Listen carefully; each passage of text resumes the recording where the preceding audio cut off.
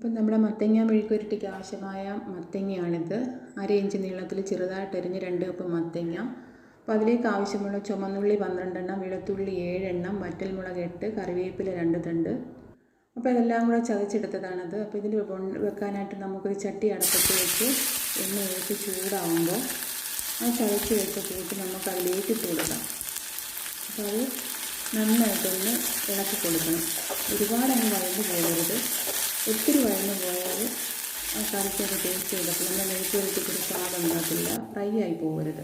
അപ്പോൾ ചെറുതായിട്ടൊന്ന് വഴറ്റിയെടുത്തതിന് ശേഷം അതിലേക്ക് 1/2 സ്പൂൺ മഞ്ഞൾപ്പൊടി ഇട്ട് കൊടുക്കാം. മഞ്ഞൾപ്പൊടി ഇട്ട് നന്നായിട്ടൊന്ന് ഇളക്കുക.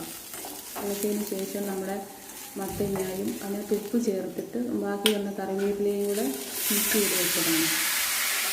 അത് അതിലേക്കിട്ട് നന്നായിട്ടൊന്ന് ഇളക്കണം. നമ്മൾ മത്തങ്ങയ്ക്ക് ഒരുപാട് വേവൊന്നുമില്ലല്ലോ, അപ്പോൾ നമ്മൾ ഒരുപാട് ഇട്ടങ്ങ് വേവിച്ചൊന്നും ചെയ്യരുത്. ഉടഞ്ഞ് പോയാൽ മെഴുക്കുവരട്ടി കൊള്ളത്തില്ല. അപ്പോൾ ഇതിലേക്ക് ആവശ്യമായിട്ട് നമുക്കൊരു 1 സ്പൂൺ വെള്ളം വേണം ഈ മത്തങ്ങ വേവുന്നതിന്.